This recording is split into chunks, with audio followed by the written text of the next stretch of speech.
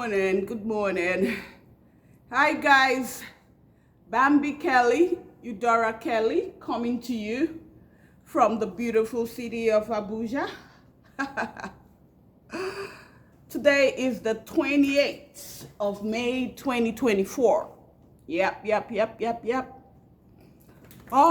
already warm outside, so it's obvious it's gonna be a hot day. And I'm wondering what's going on with the weather in Abuja. We're supposed to be in the rainy season, but we're still suffering the heat menace. Okay, all right, straight to the point. I attended the ministerial briefings at the Radio House here in Abuja, where the ministers are coming to give updates on what they've been doing in the past year, marking the first year anniversary for the PBAT government. The Minister of Agriculture was there yesterday, and the Minister of Aviation was there as well. The Minister of Agriculture kicked off, reeling out programs and stuff they're doing and intentions and all of that. I really wanted to ask questions of him, but unfortunately, I didn't get an opportunity. I tried to sneak one in when I did get an opportunity with the Aviation Minister, but I was stopped. I was stopped from doing that. Basically, he talked about a lot, but one point I took away was they're bringing in some John Deere tractors, I think from the United States. About 500, he said, was going to come in. They'd ordered some thousands. So people be on the lookout, farmers. Put your ears to the ground when those John Deere tractors land to make sure that your state get one. Governors, be on top of your game. Make sure that your state gets some of the John Deere tractors. What I was going to ask him was what his policy was about GMO products, what he felt about the fertilizer wallet that had been initiated by Dr. Adesina, and also how the ministry intended to key in with the school feeding program to make sure that, the caterers and all of them offtake from the farmers in their different states.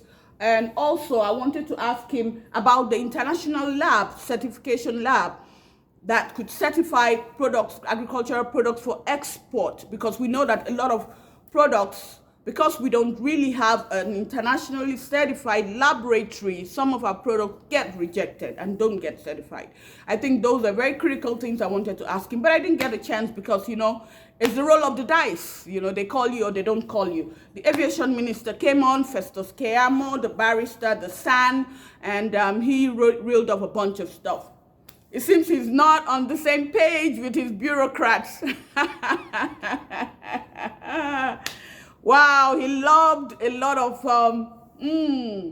he lobbed some grenades in their direction. I can imagine a bunch of the civil servants were screaming in their seats. Somebody asked about the toilet situation in our airports around the country, and he said they're going to, bureaucrats can get things done. Basically, he said the bureaucrats are not getting it done. Don't trust the bureaucrats to get your job done. So he said they're going to redo the concession of the international airports, that he said, which I don't know how that's going to go. And he also talked about opening of an aviation university in the country. So keep an eye out for that. I think it's already on. And he also spoke about, what else did he speak about? He spoke about making sure that the new terminal was used at the Murtala Mohammed International Airport as some of his wins, his quick wins. So I got an opportunity to ask him some questions. This time around, I was not going to be hushed up.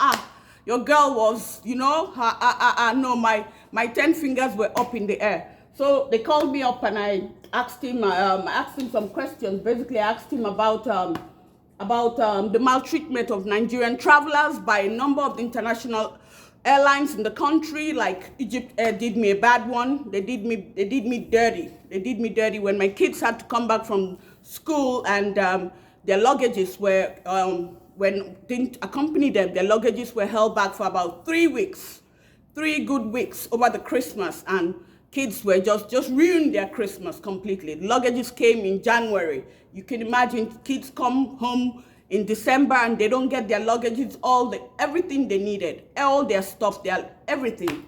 and then comes just about when they're ready to go back. That was not nice of Egypt. No compensation, nothing. Very crappy treatment. A lot of Nigerians suffered. Some people had to travel to different parts of the country and their luggages were stuck. They couldn't, you know.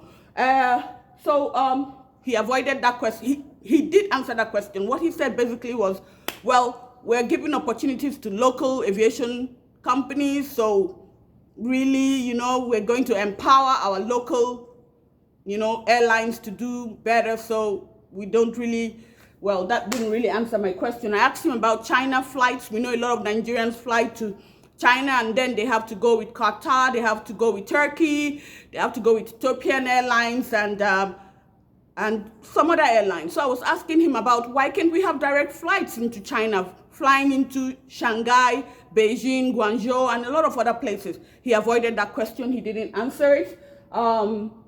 Maybe he forgot. I don't know. Asked him about Erythropolis,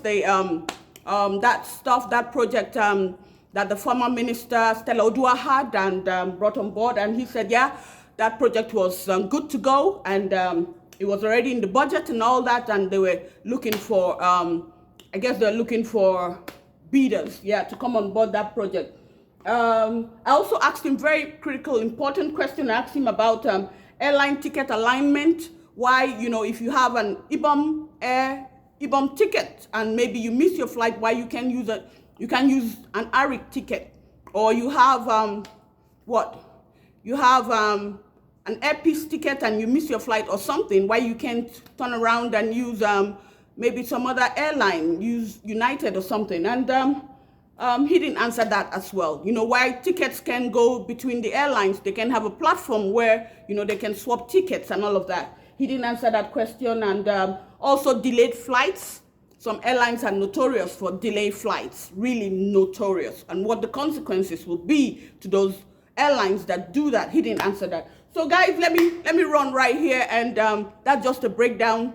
Today I'm going back, and the coordinating Minister of the Economy and the Finance Minister, Mr. Wale Dung, will be there today. So it will be a hectic one. I guess a lot of people want to go in there and find out what's going on with the economy, because he's the point man for the economy. Let me run from right here, from Bambi and I to yours. Plant a seed of kindness today and banish fear, like we talked about, and go out and do those things that that really, you know, make your heart race. I did 4 laps today. Bambi did 2 and she quit. Well, this is it from me to you. Have a wonderful day.